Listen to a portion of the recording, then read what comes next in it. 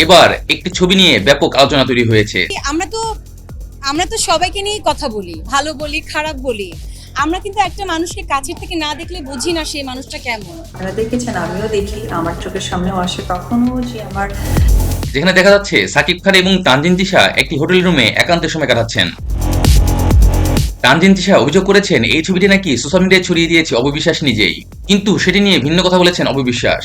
তানজিন তিশা পুরো বিষয়টি নিয়ে বলেন, বাট আমি কিন্তু থেমে রইনি, আলহামদুলিল্লাহ। আমি কিন্তু আমার শুটিং শেষ করেছি। সো যারা এখনো পিছনে পড়ে আছে ধরেন, তারা তো সামনে যেতে পারছে না। তারা এখন আমাকে টান দিতেই পারবে পিছন থেকে। পিছন থেকে যদি আমাকে টেনে ধরে তাহলেই হয়তো আমি আর সামনে যেতে পারবো না। So it's part of life. Suppose আপনারাই চিন্তা করবেন যে আমি যখন ফিল্ম শুরু করি, আমার ফিল্মের শুটিং শুরু করলাম, এরপর থেকে দেখি অনেক নেগেটিভ থিংস আসতেছে আমার লাইফে। বিবেকে তো অনেক ধরনের আপনাদের কাছে সিচুয়েশন মোকাবেলা আছে। সো যখন বিবেকের সাথে তাল মেলাতে হয় তখন মনে হয় যে এটা আসলে স্টপ করে দেওয়া উচিত। আমরা তো সবাইকে নিয়ে কথা বলি, ভালো বলি, খারাপ বলি।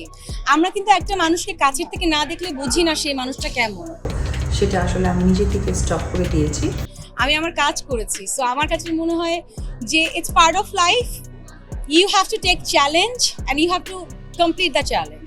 I have to say, I must say, Sakib ভাইয়া যেমন আপনারা আমাকে দূর থেকে দেখছেন, আপনারা কিন্তু অনেকেই জানেন না আমি কাছের থেকে কেমন। কাছের যারা তারা কিন্তু জানে। সো সাকিব ভাইকে আমি যেটা দেখেছি কাজ করে, he is very professional artist.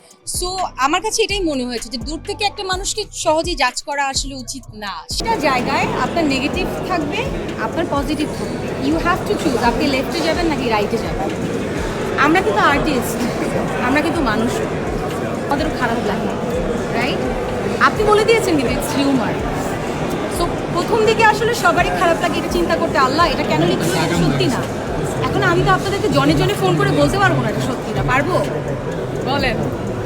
So আমি তারপর ধরে নিয়েছি যে আপনাদের মন গড়া যেটা কথা আপনাদের লেখার ইচ্ছে হবে আপনারা লেখেন, আমার সেটাকে চোখে না দেখলেই হবে বা কান না দিলেও হবে। সো আমি যেটা করি আলহামদুলিল্লাহ